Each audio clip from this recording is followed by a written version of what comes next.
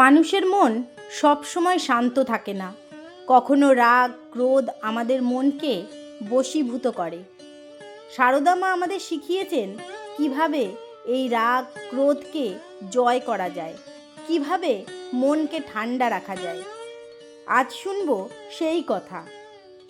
একবার এক শিষ্য মাকে জিজ্ঞাসা করেছিলেন, মা, আমার খুব রাগ হয়, কিছুতেই রাগ থামে না, কি করব মা?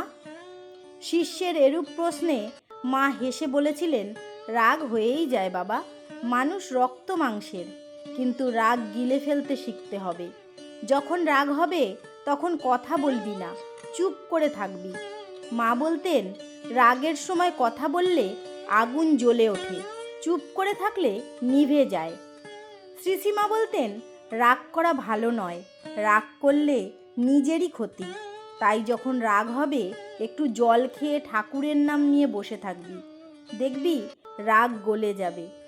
একবার এক সন্ন্যাসী শিষ্য মাকে বললেন, মা, আমার না খুব রাগ হয়, কেউ আমার সঙ্গে অন্যায় করলে সহ্য হয় না। তখন মা বললেন, ওরে, অন্যায় সব ঠাকুর দেখছেন, তুই চুপ করে থাকলে ঠাকুরই বিচার করবেন, আর রাগ করলে ঠাকুরও কিছু করতে পারবেন না, কারণ তুই ঠাকুরের জায়গা নিয়ে নিলি। এ কথা শুনে সেই সন্ন্যাসী ভক্ত চুপ হয়ে গেলেন। শ্রীশ্রীমা বলতেন, রাগ কমাতে হবে, তাতে অহংকার কমে, মন নরম হয়।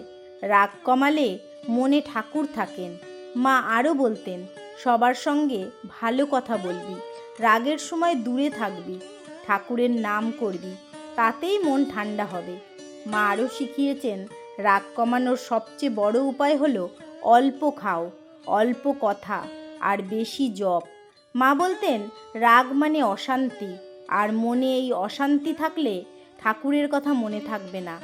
তাই নিজের রাগ নিজেকেই গিলে ফেলতে শিখতে হবে। মা আরও বলতেন, সংসার কি তিনি ছাড়া? তিনি সবখানেই আছেন, তিনি যেখানে যেভাবে রাখেন সেখানেই সন্তুষ্ট থেকো। উদ্দেশ্য তাকে ডাকা ও পাওয়া। তাকে ডাকলে তিনি তোমার হাত ধরে চালিয়ে নেবেন, তার উপর নির্ভর করতে পারলে আর কোনো ভয় নেই। মা সারদা আমাদের এভাবেই শেখালেন রাগ কমানোর মহামন্ত্র। আজ এই পর্যন্তই, আবার আসবো অন্য কোনো ভিডিও নিয়ে। সবাই ভালো থাকবেন, সুস্থ থাকবেন, মা ও ঠাকুরকে ধরে মহানন্দে থাকবেন। জয় মা, জয় ঠাকুর।